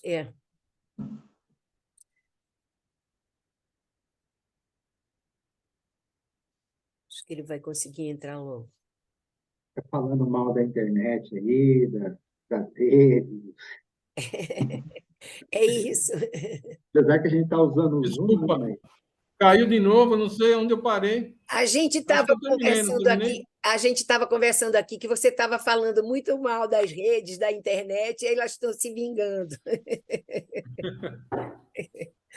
Então, Guilherme, vou passar para o Guilherme, então.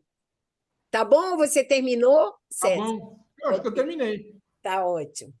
Vai lá, É, Guilherme.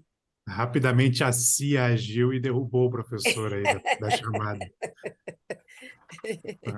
Eu queria, na verdade, cumprimentar o professor. Acho que a palestra foi realmente bastante esclarecedora e até, certo ponto, inquietante, né? Acho que esse é o objetivo nosso aqui do programa e da disciplina. Professora, a minha pergunta não vai ser, eu acho, tão cabeluda assim quanto a pergunta do Marcelino, né? Eu só queria, na verdade, aproveitar o gancho que esse artigo que foi trazido para nós, ele dá, curiosamente, publicado no final do ano passado, né? A gente tem, esse ano, um desenvolvimento, me parece, para um outro estágio dessa sua abordagem aqui, com o surgimento não, mas com o aprofundamento de eventuais conflitos bélicos que se apresentam ao longo do mundo, que podem se encaixar dentro de uma lógica do que vem se convencionando designar como guerra híbrida, vamos dizer assim, né? Eu até cheguei a participar em um momento passado, uma publicação que abordou essa disseminação das guerras híbridas a partir da formação de consensos, né, por essa função propaganda, por essa função publicidade e programa que o senhor aborda no seu artigo. E aí, lá na página 15, eu recuperei aqui, isso é a vantagem de estar online, né, porque a gente consegue recuperar fácil aqui as passagens dos textos que estão sendo abordados. Lá na página 15 do seu artigo, você fala da centralidade do Estado como uma mediação das mídias públicas ou dos sistemas de aplicações utilizados pelas administrações e a troca de dados entre os aparelhos do Estado e essas plataformas como um modelo de monetização das últimas que, ao fim e ao cabo, vai participar, né, vai atender às necessidades de reprodução ideológica do capital. Eu queria ouvir um pouquinho mais do senhor, porque me parece que isso pode vir a dialogar muito bem com este conceito de guerra híbrida. E o senhor abordou ao longo da sua fala, né, extrapolações desta leitura para os conflitos agora na Palestina e na própria guerra da Ucrânia, que, apesar de demonstrarem uma lógica de dominação bélica direta, né, para nós aqui no Ocidente, que estamos fora desse conflito, pelo menos de maneira direta, é flagrante, né, como há uma dominação e uma tentativa de formação de um consenso para alinhar ou para até tornar o próprio Estado brasileiro refém de um determinado lado nessa história, né, de um determinado lado, né, nessa reprodução de um conflito que vem se desenvolvendo do outro lado do planeta. E aí eu queria que o senhor pudesse, claro, se realmente há essa relação ou se é um delírio meu, né? E se há possibilidade de atualização ou de uma nova reflexão para aprofundar esse debate que é feito a partir da função publicidade dentro dessa lógica desses conflitos que se desenvolvem sob a modalidade da guerra híbrida. Respondo já? Pode ser? Bom, olha, eu tenho os textos de análise sobre essa questão. Um que eu produzi logo no começo da guerra da Ucrânia, que foi publicado na revista Outras Palavras. Você procurar lá, é do ano passado. Eu tenho 2 artigos no Outras Palavras. Tem esse e tem outro sobre as plataformas de desenvolvimento, que é deste ano, 2023. Aí você vai achar lá. E depois eu publiquei ainda um pouco mais recente. Eu tenho outras coisas publicadas sobre esse negócio da guerra, em que eu procurei colocar a questão da comunicação como uma necessidade da gente de estudo para a gente entender o que está acontecendo. Mas aí tem que voltar ao conceito de imperialismo. Tem um artigo que eu escrevi para a revista lá da Casper Libero. Saiu recentemente, demorou muito. Eu pego lá o Lenin, a questão do imperialismo, e entro um pouco nessas discussões. Sobre a guerra lá na Palestina, eu não entrei, eu estou acompanhando agora. O que eu estou achando é que isso vamos dizer, são as formas brutais aí de controle e já ultrapassa muito a questão da propaganda, né? Porque o que está acontecendo é um cinismo brutal. Então, a gente está vendo na Europa imensas manifestações contra, vamos dizer, a favor dos palestinos, E não aparece. sendo atacadas brutalmente pela polícia, e a gente aqui nem vê isso, não passa. A censura é brutal, e essa censura ela foi se acentuando ao longo do período depois do início da guerra da Ucrânia de uma maneira bárbara. Então, eu acho que o que está acontecendo agora é que o capitalismo não convive com a democracia.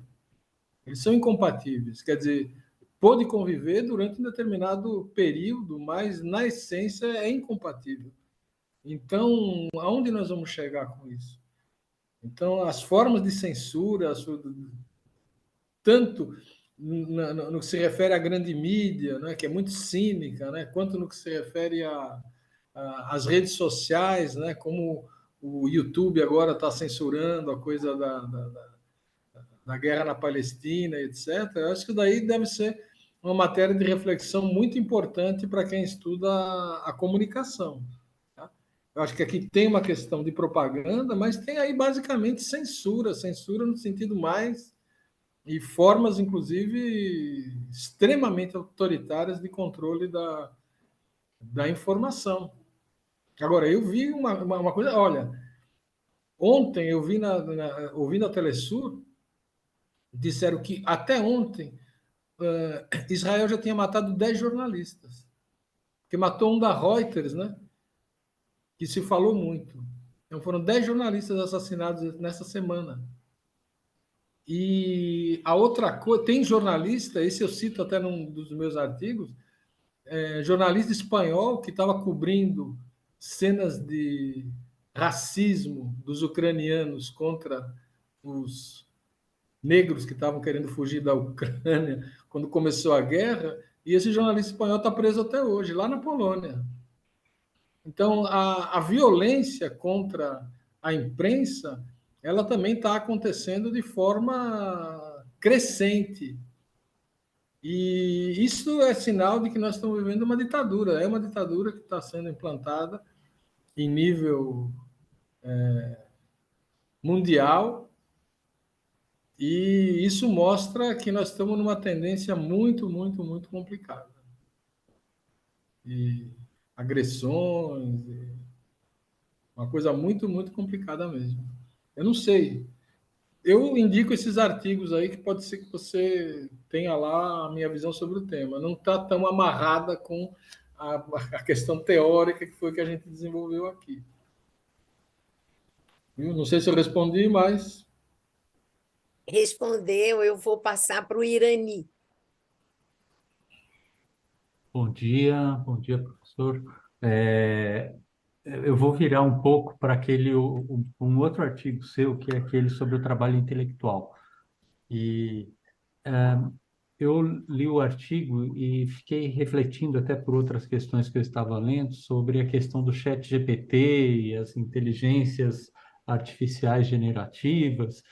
E a gente está diante de um novo mecanismo, um novo estágio de acumulação primitiva do conhecimento, mas é só isso?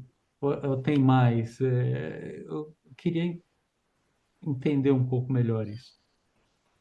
Obrigado.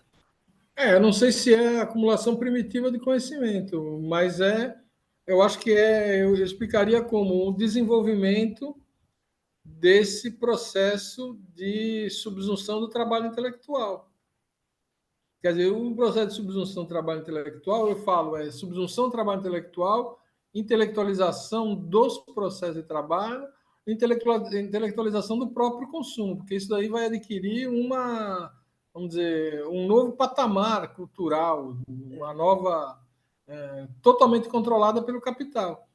Agora, a subsunção significa a expulsão do trabalho, significa a troca de trabalho por capital constante.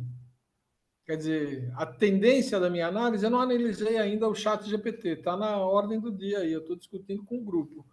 Então, isso daí ainda não está muito, muito claro, mas a tendência, vamos dizer, é a mesma, é encontrar formas de controle do trabalho, de redução do trabalho em relação ao capital constante, o que por outro lado, cria o velho problema da contradição do capital que se manifesta lá na lei de tendência.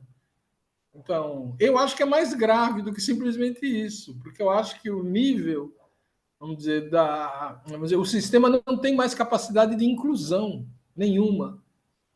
O sistema está excluindo, vamos dizer, completamente. Tem massas imensas da população que não tem mais nenhuma capacidade de emprego.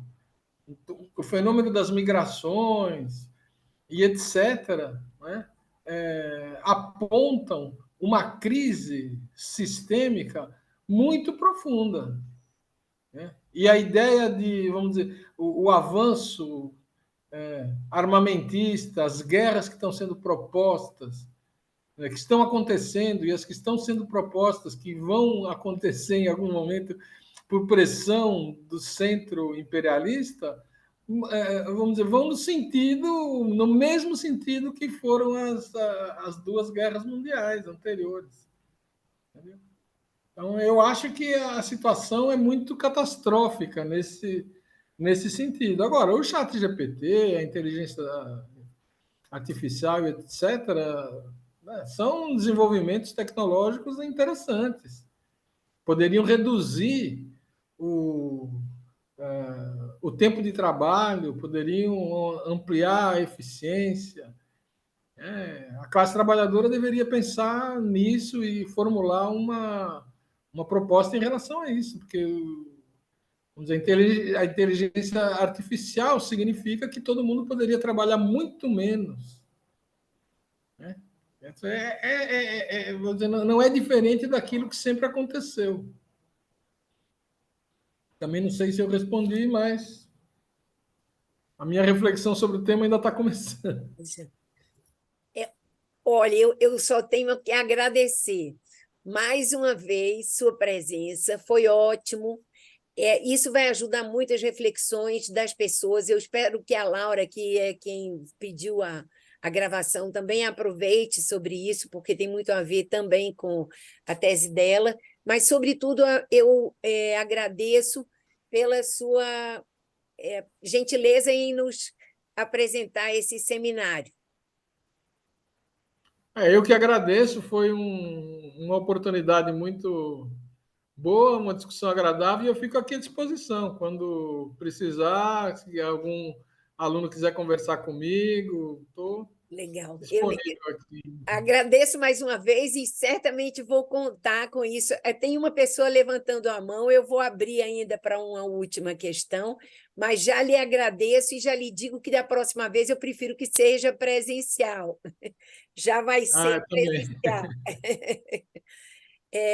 Luíse, faça a sua pergunta. Ainda temos uns minutinhos. Bom dia. Desculpa, porque minha internet está oscilando, eu já caí, já voltei, enfim. Peço desculpas, mas eu queria deixar uma pergunta que vai um pouco no sentido que eu estou trabalhando. Na minha tese, eu trabalho com o conceito, né, de economia política da cultura, e eu queria aproveitar a presença do professor para fazer algumas indagações em relação a isso.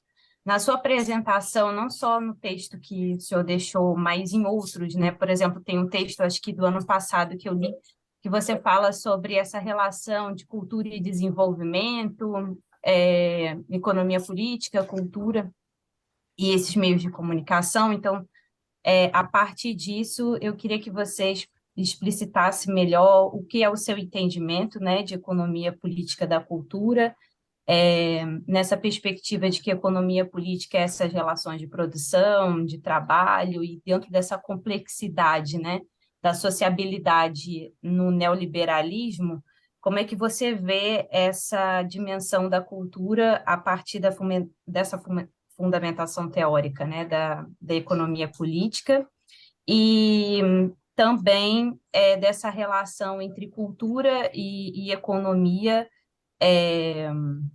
numa importância, como você já colocou, né, epistemológica. Como é que é o seu entendimento? Como é que você vê esses conceitos, né, interligados? Bom, aí vai ser um pouco difícil para desenvolver isso É um pouco em 5 minutos. Na verdade, vamos dizer, toda a minha palestra foi a respeito desse assunto. Quando eu falo economia da comunicação, eu quero dizer economia da comunicação e da cultura. Isso daí está dentro vamos dizer, do pacote completo.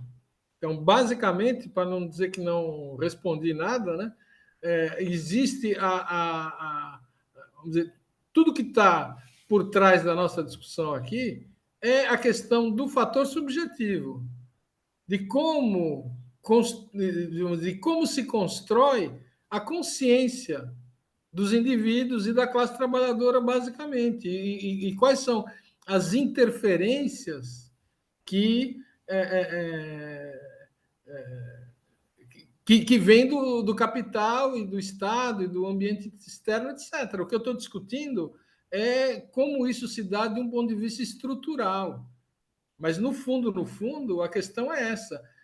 Vamos dizer, defender a autonomia cultural da classe trabalhadora para construir outro mundo possível. Então, a questão é toda essa.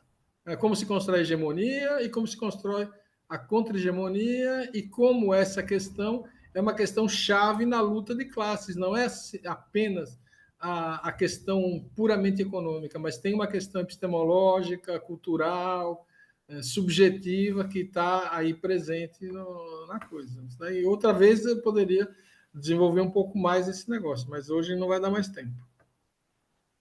Muito obrigada, César. Eu que agradeço.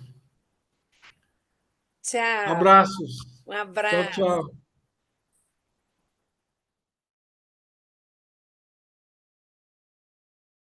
E depois eu coloco no Dropbox para ela poder assistir.